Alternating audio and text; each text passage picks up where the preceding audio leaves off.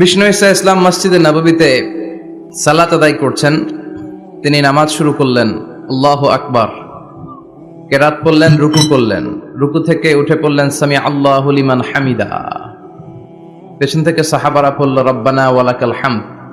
এক সাহাবী অতিরিক্ত বাড়িয়ে পড়ল হামদান কাসীরান তাইয়িবান মুবারাকান ফীহি। চারটা শব্দ অতিরিক্ত পড়ল। কয়টা? চারটা। এই সাহাবী ছাড়া আর কেউ এই চারটা শব্দ অতিরিক্ত পড়ে নাই। নামাজ শেষে বিষ্ণু ঈসা ইসলাম বললেন, কে অতিরিক্ত চারটা তাসবিহ বানিয়ে বানিয়ে পড়েছো যেটা আমি শিখাই নাই? আমি শুধু শিখিয়েছি রব্বানা ওয়ালাকাল হামদ, ও আল্লাহ প্রশংসা আপনার জন্য, প্রেজেস ফর ইউ, আপনার জন্য প্রশংসা, ও মাই লর্ড, এতটুকু শিখিয়েছি। ওয়ালাকাল হামদ, কিন্তু এরপরে অতিরিক্ত বললা কেন? হামদান কাসীরান তাইয়িবান মুবারাকান ফি। কে পড়েছো? দাঁড়াও। কেউ দাঁড়ায় না। বিশ্বনবী অভয় দিলেন, আমি কিচ্ছু বলবো না, দাঁড়াও। বিশ্বনবী যখন অভয় দিলেন, অভয় পেয়ে এক সাহাবী হাত তুলে দাঁড়ালেন, বললেন, ইয়া রাসূলুল্লাহ, আমি পড়েছি, আমারে মাফ করে দেন। বিশ্বনবী বললেন, কেন বললা? আমি তো শিখাই নাই। পেয়েছো কোথায়?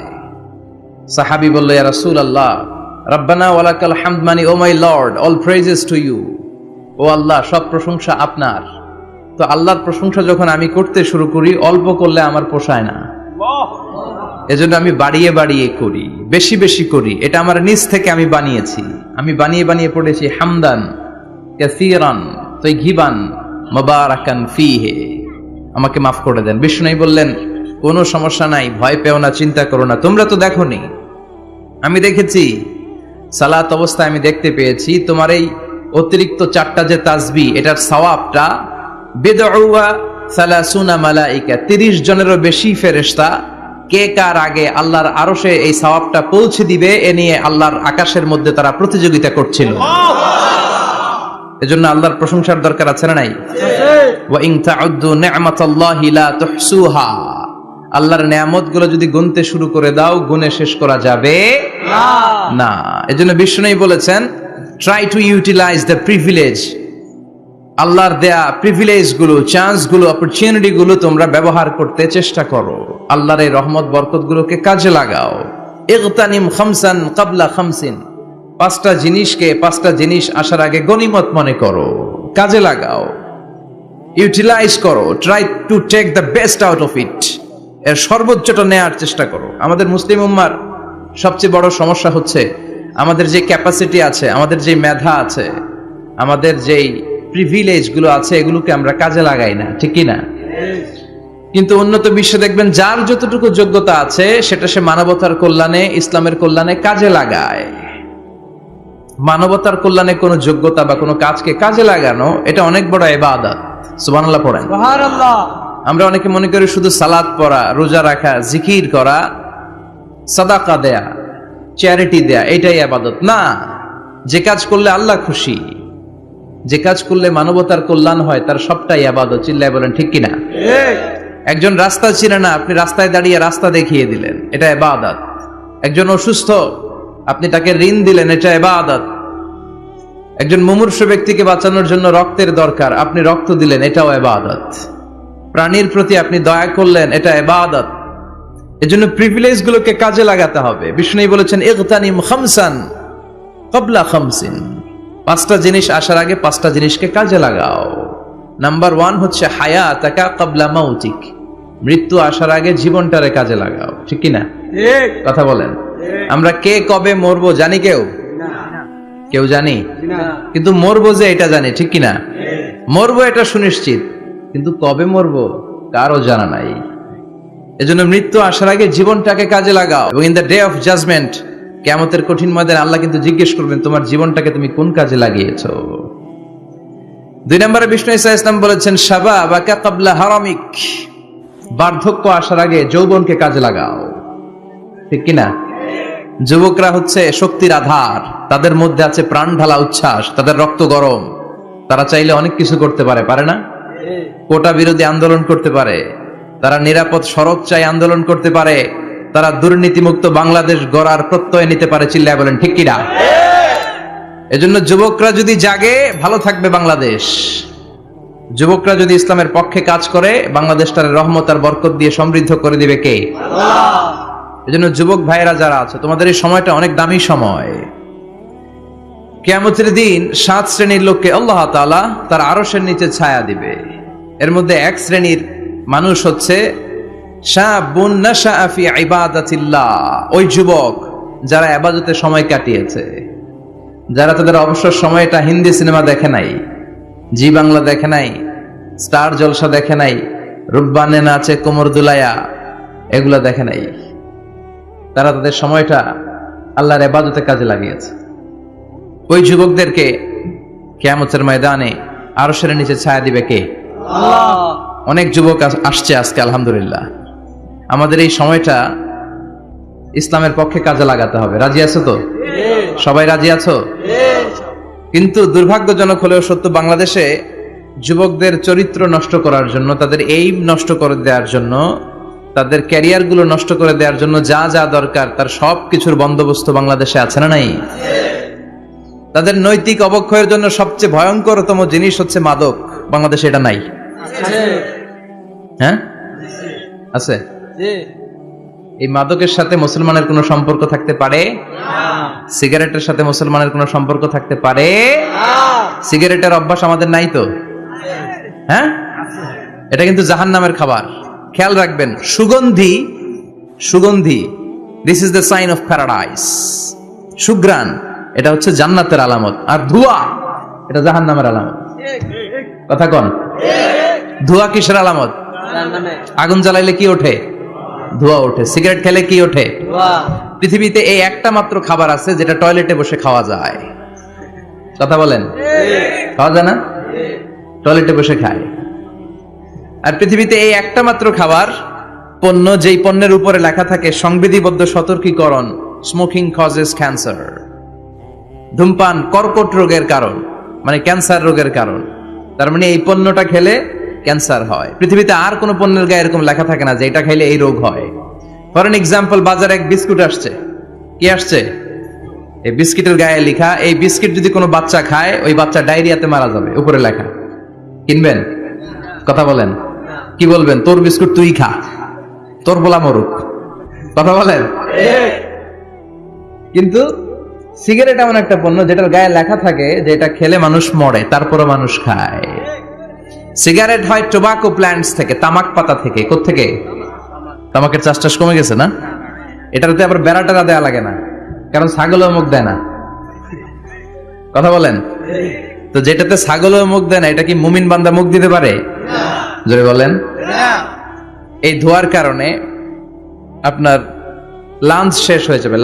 লাং যেটা দিয়েছে আল্লাহ, ফুসফুস, এটা শেষ। এটার ভেতরে একটা পয়জন আছে, নিকোটিন। কি বলে? এই নিকোটিন আপনাকে শেষ করে দিবে। প্রতি বছর গোটা বিশ্বে এই নিকোটিনের কারণে হাজার হাজার মানুষ মরে যারা স্মোকিং করে। এজন্য স্মোকিং এর সাথে আমাদের কোনো সম্পর্ক থাকতে পারে না। তো স্মোকিং তো অনেক পাতলা বিষয়। এখন স্মোকিং কে ছাড়িয়ে ইয়াবা, গাঞ্জা, মারিজুয়ানা, ফেন্সিডিল এগুলো আছে না নাই? এই যে কি একটা আসলো ইয়াবা, এটা পেঁয়াজের ভিতরেও পাওয়া যায়। মানে পেঁয়াজ ভেঙে এটার ভিতরে ইয়াবা নিয়ে আসে, আলু কাইটা ভিতরে ইয়াবা নিয়ে আসে, লাউয়ের ভিতরে ইয়াবা বইরা নিয়ে আসে। দেখা যায় লাউ কেটে দেখা যায় ইয়াবা আছে না নাই? এই ইয়াবা এতদিন ছিল ইউনিভার্সিটি লেভেলের ছেলেরা খেত, নেমে আসলো কলেজে, হাই স্কুলে, এখন প্রাইমারির ছেলেদের মধ্যেও ইয়াবা ঢুকছে। দেশ কোন ভয়ঙ্কর অবস্থায় দাঁড়িয়ে আছে, হুঁশ নাই আমাদের। সামনে নির্বাচন তো, এখন খালি আমার ভাই তোমার ভাই আছে না নাই? খবরদার, যোগ্য, সৎ, ইসলামপন্থী লোক দেখে আমরা নির্বাচনে ভোট দিব। চিল্লায় বলেন ঠিক কিনা? আমরা দলাদলি বুঝি না, বিএনপি, আওয়ামী লীগ, জামাত ইসলাম, জাতীয় পার্টি কিচ্ছু বুঝি না। যে এলাকায় ইসলামপন্থী লোক থাকবে, আল্লাহ ভীরু, খোদা ভীরু, জনগণকে ভালোবাসে, মাটিও মানুষের নেতা, এরকম দেখে আমরা ভোট দিব। রাজি আছেন তো? কারণ ভোট কিন্তু আমানত। আমানতের ব্যাপারে জিজ্ঞেস করবে কে? আল্লাহ। কথা কন। এজন্য আমার ভোট আমি দেব, যারে খুশি তারে দেব না। আমার ভোট আমি দেব ইসলামপন্থী দেখে দেখে যোগ্য প্রার্থীকে দেব। চিৎকার করে বলেন ঠিক কিনা? আল্লাহ আমাদেরকে বোঝার তৌফিক দান করুক। তো যে যুবকেরা ইবাদতে রাত কাটাবে, হ্যাঁ, ইবাদত করে করে রাতের আধারে যারা সেজদাতে রয়, আমরা গানে শুনি যে চোখের পানি দিয়ে যেখানে ঝড় উঠবে যে যুবকদের, সেই যুবকেরা এখন ইয়াবা নিয়ে ব্যস্ত। মারিজুয়ানা নিয়ে ব্যস্ত, ফেন্সিডিল নিয়ে ব্যস্ত। এজন্য এলাকাতে এই ফেন্সিডিলের ব্যবসা, ইয়াবার ব্যবসা, এগুলোকে সংঘবদ্ধ হতে দিবেন না। জনপ্রতিনিধি কেউ আসছেন কিনা জানি না, মঞ্চে আমি জানি না, এটা আপনাদের দায়িত্ব। আপনারা এলাকার গণ্যমান্য ব্যক্তিবর্গদেরকে নিয়ে ওদের যে স্ট্রং একটা সিন্ডিকেট আছে এটা ভেঙে দেন, এলাকাটারে সুন্দর করেন, যুবকগুলোরে আল্লাহওয়ালা হতে সাহায্য করেন, ঠিক কিনা? তাহলে যুবকদের চরিত্র ধ্বংসের ক্ষেত্রে সবচেয়ে বড় হাতিয়ার হচ্ছে এই মাদক। নাম্বার 2, সেটা হচ্ছে পর্নোগ্রাফি। এখন হাতে হাতে মোবাইল আছে না নাই? এই যে এটা একটা সিনেমা হল, এটার নাম কি? কথা কন। যত সিনেমা আছে সব ঢুকানো যায়, আবার মাহফিলে ঢুকানো যায়। The choice is years, the decision is years. তুমি জান্নাতে যাবা না জাহান্নামের লাকড়ি হবা, সিদ্ধান্ত তোমার। এগুলোর ভিতরে এখন ব্লু ফিল্ম পাওয়া যায়, ইন্ডিয়ান নায়িকাদের নেকেড সিনারি পাওয়া যায়, যায় না? কথা কন। যুবক ভাইরা, এগুলো থেকে তোমাদের বেঁচে থাকতে হবে। তোমরা আগামী দিনের সম্ভাবনা,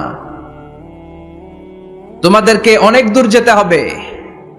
You have to make a very bright career for your society, for your family, for your country. তোমাদেরকে অনেক দূর যেতে হবে। এজন্য নজরের লাগামটাকে টেনে ধরতে হবে। বিষ্ণু বলেছেন, আন-নাযার সাহমুন মাসমুম মিন সিহামি ইবলিস। দৃষ্টি হচ্ছে শয়তানের বিষ মাখানো তীরবানের মধ্যে থেকে একটা তীর। এই তীর দিয়ে শয়তান যুবক আর যুবতী মেয়েদেরকে কাবু করে ফেলে, ঠিক কিনা? চিল্লায় বলেন ঠিক কিনা? এজন্য নজরটাকে হেফাজত করতে হবে। Zee Bangla, Star Jalsha, Kiranmala, Hindi cinema, naked film, blue film, এগুলোর সাথে কোনো মুসলমান যুবকের সম্পর্ক থাকতে পারে না। আমাদের দেশের ছোট্ট ছেলে মেয়েরা মসজিদে গেলে আমরা তাড়িয়ে দেই না? তুরস্কে একটা প্রজেক্ট নিয়েছে, যে ছোট্ট ছেলে মেয়েরা 40 দিন লাগাতার 40 দিন ফজরের সালাত জামাতে পড়বে। মসজিদ কর্তৃপক্ষ তাদের প্রত্যেককে একটা করে সাইকেল দিবে। এখন পোলাপানগো ভিড়ে মুরব্বীরা প্রথম কাতারে জায়গাই পায় না। সুবহানাল্লাহ কইবেন না? সুবহানাল্লাহ। হোয়াট এ অ্যামেজিং প্রজেক্ট, কি সুন্দর ইনিশিয়েটিভ, আমরাও চাইলে নিতে পারি, ঠিক কিনা? এরপর খুব সম্ভবত কুয়েতে বা কাতারে মসজিদ কমিটি আরেকটা প্রজেক্ট নিয়েছে, সেটা হচ্ছে ফজরের সালাতে মুসল্লিদের সংখ্যা খুব কম। মসজিদ কমিটি ঘোষণা দিয়েছে, যারা ফজরের নামাজে আসবে না, ফজরের নামাজে যেই পুরুষরা আসবে না, অর্থাৎ তাদের স্ত্রীরা তাদেরকে ফজরের সময় ডেকে দেয় না, এজন্য মসজিদের ফান্ডিং এ, মসজিদের টাকা দিয়ে ওই পুরুষগুলোকে দ্বিতীয় বিবাহের ব্যবস্থা করে দেয়া হবে। কথা বুঝতে পারছেন? খরচ মোহরানা সব মসজিদ কমিটির। সেকেন্ড ম্যারেজ প্রজেক্ট, দ্বিতীয় বিবাহ প্রকল্প। এই ঘোষণা দেওয়ার পর থেকে এরপরের দিন মসজিদ প্যাকআপ, সারা রাত কোনো মহিলা ঘুমাই না। আল্লাহু আকবার পড়েন। তো এই ইনিশিয়েটিভ গুলো কিন্তু আমাদের নেওয়া দরকার। পরিবর্তন হতে শুরু করেছে, এখন digital Bangladesh. Now we are launching the satellite. So Bangladesh এখন অনেক এগিয়ে গিয়েছে। এখন তথ্য প্রযুক্তির যুগ। কোনটা সহি কোনটা দঈফ একটা ক্লিকে আমরা পেয়ে যাই, ঠিক কিনা? আমরা যারা বক্তা, আমরাও কথা বলে ছাড় পাই না, ধরে হুজুর রেফারেন্স কি বলেন, আছে না নাই? তার মানে গণসচেতনতা শুরু হয়েছে। এজন্য আমাদেরকে এই প্রজেক্ট নিতে হবে। এই যে মাহফিল এটা হয়েছে, এটা কি কোনো এক ব্যক্তির ফান্ডিং এ হয়েছে? কথা বলেন। একজন 10 লক্ষ দিয়েছে 2 দিন ব্যাপী মাহফিল, এরকম না। এটা সবাই মিলে করেছি, সবাই মিলে, এরকম সবাই মিলে যুবকদেরকে বাঁচাতে হবে, সবাই মিলে একসাথে আল্লাহওয়ালা হতে হবে, সবাই মিলে একসাথে জান্নাতে ঢুকতে হবে। সবাই যদি আমরা জান্নাতে থাকি ভালো লাগবে না? কিছু জান্নাতে কিছু জাহান্নামে, ভালো লাগবে? আমরা জান্নাতে গেলে একসাথে যাব ইনশাআল্লাহ, কয় না? ইনশাআল্লাহ। চিৎকার করে পড়েন ইনশাআল্লাহ। তাহলে যুবকদেরকে শেষ করেছে মাদক, এই মাদক থেকে বাঁচতে হবে। যুবকদেরকে শেষ করেছে পর্নোগ্রাফি, পর্নোগ্রাফি থেকে বাঁচতে হবে। যুবকদেরকে শেষ করে দিয়েছে নোংরা ছাত্র রাজনীতি, আছে না নাই? টেন্ডারবাজি, চাঁদাবাজি, রাজনৈতিক দলগুলো এই যুবকদেরকে দিয়ে এই কাজগুলো করায়। ওনারা কিন্তু মাঠে নামে না। চিল্লায় বলেন। এই যে নির্বাচন পূর্ব সহিংসতা, এখানে গাড়ি ভাঙচুর, ওইখানে জ্বালাও পোড়াও, এখানে আগুন দাও, ওইখানে সন্ত্রাসবাদ, এগুলো সব যুবকদেরকে দিয়ে করানো হয়। এজন্য নোংরা রাজনীতির এই প্যানেলকে ভেঙে দেন আপনারা, সুন্দর রাজনীতির প্রচলন শুরু করেন। বরকত দিবে কে? আপনাদের একটা শক্ত সিদ্ধান্তই পারে বাংলাদেশকে সোনার মদিনার রাষ্ট্রে পরিণত করতে। চিল্লায় বলেন ঠিক কি না? তাহলে যুবকদের সবচেয়ে বড় সমস্যা কি? মাদক, তারপর পর্নোগ্রাফি, 3 নম্বরে নোংরা ছাত্র রাজনীতি, 4 নম্বরে লেট ম্যারেজ। আছে না নাই? কয় তুই নিজের পায়ে দাঁড়া। এতদিন কার পায়ে দাঁড়াইছে? কয় তুই নিজের পায়ে দাঁড়া আগে, তারপরে বিয়ে করবি। নো, টাইমলি ম্যারেজ ক্যাম্পেইন করতে হবে। যুবক হওয়ার সাথে সাথে সোসাইটির অর্থায়নে ওকে বিয়ের ব্যবস্থা করে দিতে হবে। বিষ্ণু ইসলাম বিয়েকে অনেক সহজ করেছেন, অনেক সহজ করেছেন। এক সাহাবী বলল, ইয়া রাসূলুল্লাহ, বিয়ে করব। বিষ্ণু বললেন, হাল্লাকা সাদাক ইয়ানি মাহর, ডু ইউ হ্যাভ দ্য ডোরি? তোমার কি মোহর আছে? কারণ বিয়ে করলে তো মোহর দেয়া লাগবে। সাহাবী বলে, মোহর টোহর কিচ্ছু নাই। কি আছে? কয় আমার সে গরিব এই তল্লাটা কেউ নাই। বিষ্ণু বললেন, ও সাহাবী, কোরআনের কোন সূরা আছে কিনা তোমার কাছে? সাহাবী বলল, নবী, কোরআনের অল্প কয়েকটা সূরা আমার মুখস্থ জানা আছে। এক যুবতী মেয়ে বলল, নবী, আমি বিয়ে করব। বিষ্ণু বললেন, কোরআন জানো নাকি? যুবতী বলে, না, কোরআন আমি জানি না। বিষ্ণু বললেন, আমার কাছে ভালো একখানা পাত্র আছে, বিয়ে পড়িয়ে দিলাম। আর মেয়েটাকে বলল, মা, তোমার স্বামীর কোনো টাকা নাই, পয়সা নাই, মোহরানা দেওয়ার মতো কিচ্ছু নাই, তুমি কোরআন জানো না, কিন্তু তোমার স্বামীর সিনার ভিতরে কোরআন আছে। তোমার কোরআন জানা নাই, প্রতি রাতে তোমার স্বামী তোমাকে কোরআন শিখায়া দিবে, সূরাগুলো মুখস্থ করায়া দিবে। তোমাকে যে তোমার স্বামী কোরআন শিখায়া দিবে, এটাই হলো রে মা তোর বিয়ের মোহর। স্বামী তোমার টিচার, সে তোমাকে কোরআন শিখায় দিবে, এটা তোমার বিয়ের মোহর। সহজ হয়ে গেল না? কথা বলেন। সবচেয়ে বরকতময় বিয়ে ওই বিয়ে যেই বিয়েতে খরচ কম। শুনতেছেন? হ্যাঁ, আমলের নিয়তে শুনেন। চেঞ্জ লাগবে, পরিবর্তন আনতে হবে আমাদের। ওই বিয়েটা সবচেয়ে বরকতের বিয়ে যেই বিয়েতে মোহরানা কম, যেই বিয়েতে খরচ কম, যেই বিয়ের ভেতরে ধুমধাম কম। ওই বিয়েটারে বরকত দিয়ে পরিপূর্ণ করে দেয় কে? ফাতিমা রাদিয়াল্লাহু তাআলা আনহার সাথে সাইয়েদনা আলীর বিয়ে হলো। ফাতিমাকে যে বিষ্ণু বললেন, আলী আমার কাছে এসে তোমার কথা বলেছে, তুমি কি রাজি? ফাতিমা কোনো কথা বলে না। আবার জিজ্ঞেস করা হলো, কথা বলে না। ফাসাকাতাত, চুপচাপ। 3 বার বিষ্ণুনবী জিজ্ঞেস করলেন, 3 বারই চুপচাপ। আসসুকুতু নিসফুর রিদা, মেয়েদের চুপ থাকা সম্মতির অর্ধেক। জোরে কোন ঠিক কিনা? কি লজ্জাবতী নারী, কিছু বলেই না। তার মানে বাবা যেটা ডিসাইড করবে ওইটাই। ফাতেমার সাথে সাইয়েদনা আলীর বিয়ে হয়ে গেল। সামান্য কিছু কাপড় পেয়েছেন, সামান্য কিছু দিরহাম পেয়েছেন, সামান্য কিছু মহরানার বিনিময়ে বিশ্বনবীর কন্যা সাইয়্যিদাতু নিসাই আহলিল জান্নাহ, সব নারীদের সর্দারিনী, যে ফাতেমা জান্নাতের দরজার ভেতরে ধাক্কা না দিলে কোনো নারী জান্নাতে প্রবেশ করতে পারবে না। সামান্য কিছু মহরানার বিনিময়ে বিয়ে হয়ে গিয়েছে। সুবহানাল্লাহ। এজন্য বিয়েটারে সহজ করার দরকার আছে না নাই? রাজি আছেন তো? বিয়েটাকে সহজ করতে হবে। এরপরে আরেকটা সমস্যা হচ্ছে বিবাহ বহির্ভূত সম্পর্ক। এটা যুবকদের মধ্যে এখন মহামারী আকার ধারণ করেছে। এখন গার্লফ্রেন্ড বয়ফ্রেন্ড আছে না নাই? সংক্ষেপে এগুলোর কি কয়? জিএফ, জিএফ আর বিএফ। গার্লফ্রেন্ড আছে কার কার দেখি? হ্যাঁ, ওই যে একটা হাত তুলছে, ওরে নোবেল প্রাইজ দেওয়া দরকার। যুবক ভাইয়েরা, এগুলো থেকে বেঁচে থাকতে হবে। তোমাদের এই উচ্ছ্বাস, তোমাদের এই শক্তি ইসলামের পক্ষে কাজে লাগাতে হবে। তাহলেই ওয়াশাবুন নাশা ফি ইবাদাতিল্লাহ, যেই 7 শ্রেণীর যুবক কিয়ামতের দিন আল্লাহর আরশের নিচে ছায়া পাবে, ওই যুবকদের অন্তর্ভুক্ত হওয়া যাবে। চিল্লায় বলেন ঠিক কিনা?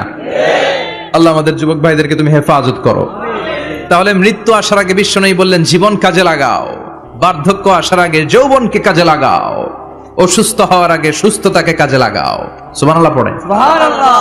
এরপরে বিষ্ণু বললেন, দারিদ্রতার কষাঘাত আসার আগে ধনাঢ্যতাকে কাজে লাগাও। 5 নম্বরে সব শেষে বিশ্বনবী বললেন, ব্যস্ত হয়ে যাওয়ার আগে অবসরকে কাজে লাগাও।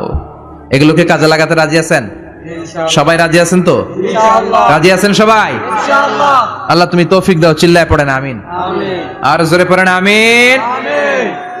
2 দিন ব্যাপী তাফসীরুল কোরআনের মাহফিল। আজকে প্রথম দিন, কালকে সকালে আবার মহিলা সমাবেশও আছে। আসবেন তো আপনারা? পুরুষরা আসবে? হ্যাঁ, আসবে না? একটু জায়গা করে দেন, সামনে কিছু জায়গা করে দেন, পুরুষরা বসলো আর পেছনে বোনেরা বসলো। নারীদেরকে কোরআনের কথা বেশি বেশি শোনানো দরকার, কেননা বিষ্ণু বলেছেন দুনিয়া কুল্লুহা মাতা ওয়া খায়রু মাতা'আদ দুনিয়া আল মারআতুস সালিহা। পৃথিবীতে যা দেখা যায় সব সম্পদ, সব কি কথা বলেন, সব হচ্ছে অ্যাসেট, সব সম্পদ। আর এই সব সম্পদের মধ্যে সবচেয়ে দামি সম্পদ হচ্ছে সতী সাধী নারী। সুবহানাল্লাহ। বাড়িতে গিয়া এই জন্য নারীদেরকে ইসলাম শিখাতে হবে, কোরআন শিখাতে হবে। আল্লাহ তুমি তৌফিক দাও। হিলফুল ফুজুল আছে এখানে না? যেখানে হিলফুল ফুজুল ওইখানেই বরকত, বেশি না কম? আল্লাহ তোমাদেরকে কবুল করুক। এই যুবকদেরকে আল্লাহ সাইয়েদনা হামজার মতো, ওমরে ফারুকের মতো কবুল করে নিক। আমরা আরো জোরে পড়ি আমিন। আসুন আমরা ফরমালি আল্লাহকে থ্যাঙ্কস জানাই যে আল্লাহ তাআলা এত চমৎকার পরিবেশে আমাদেরকে শীতকালে এই প্রোগ্রামগুলোতে আসার বসার তৌফিক এনায়েত করেছেন। আসুন হৃদয় নিংড়ানো মনের